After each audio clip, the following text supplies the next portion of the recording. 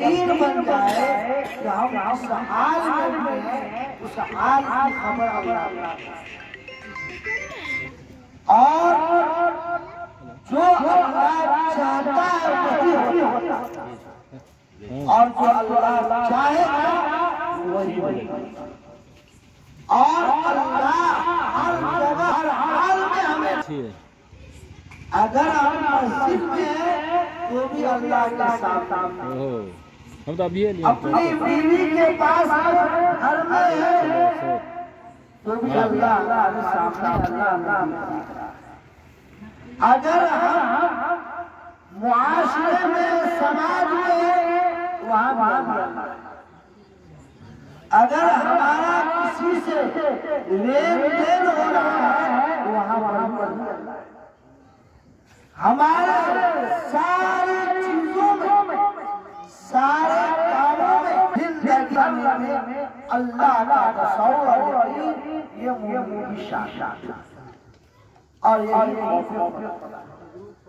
कि जब इंसान का ईमान मजबूत हो जाए कि अल्लाह हमें देख रहा है तो फिर गुनाह का छोड़ना उसके लिए आसान हो जाए। एक आदमी गुनाह करना चाहता, चोरी करना चाहता, लेकिन उसे मालूम है कि हमारा पड़ोसी या मोहल्ले का कोई आदमी देख रहा है, मेरे राज को फाश कर देगा और कहेगा ये मोटरसाइकिल फला आदमी चोरी किया। तो उसके डर और खौफ से एक इंसान चोरी एक आदमी गुनाह का मौका है लेकिन सामने एक बच्चा बाशऊर उस बच्चे से डर कर वो आदमी कहा जब एक मामूली इंसान का इतना डर हमारे अंदर है या हमें कि मुआशरे में हमारी रुसवाई होगी, लोग हमें चोर कहेंगे, लोग हमें बेईमान कहेंगे, हमें डाकू कहेंगे, लोग हमें जानी कहेंगे।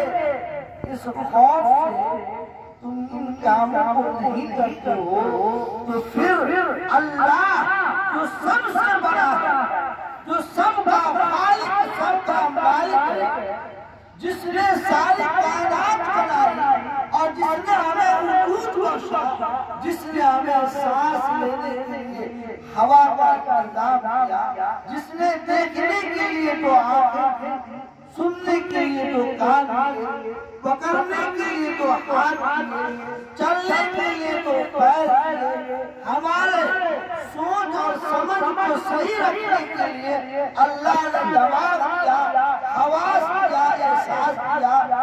उस रब करीम को देखकर, उस रब करीम का यकीन करके कि वो हमें देख रहा है, कैसे ये इस बात का इस्तेदार हो जाएगा तो इंशाअल्लाह गुनाह का छोड़ना आसान है, नेकी करना भी आसान है।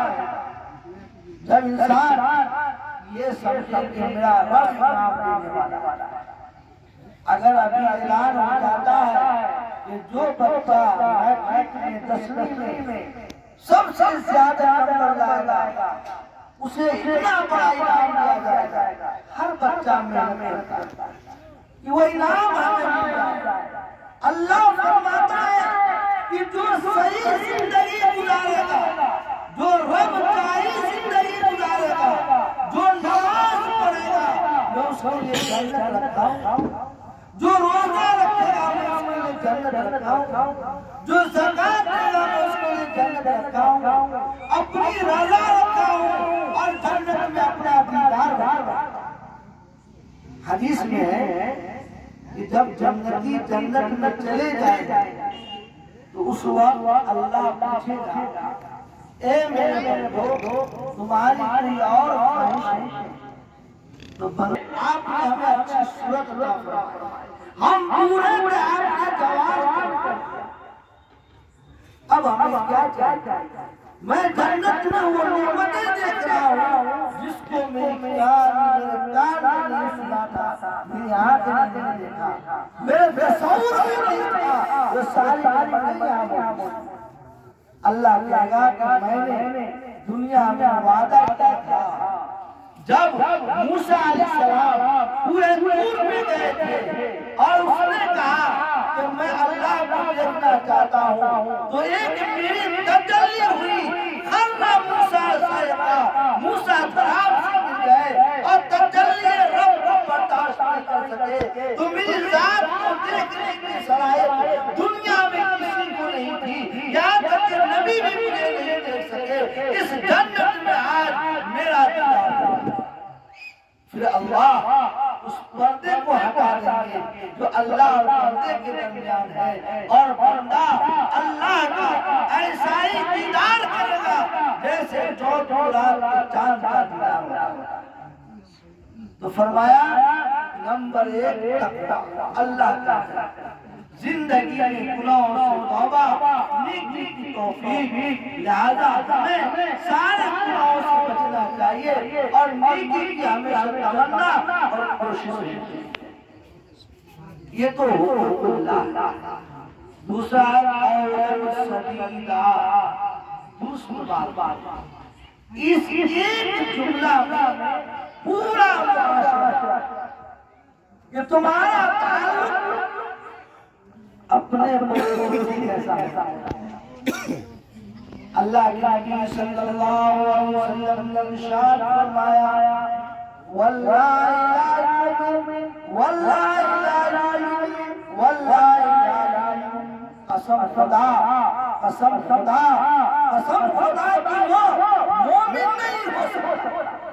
क़ीला मन या रसूल अल्लाह, सहाबा ने कहा अल्लाह के नबी वो कौन है? अल्लाह नबी ने फरमाया, जिसके जुल्म से उसका पड़ोसी न बचे। मालूम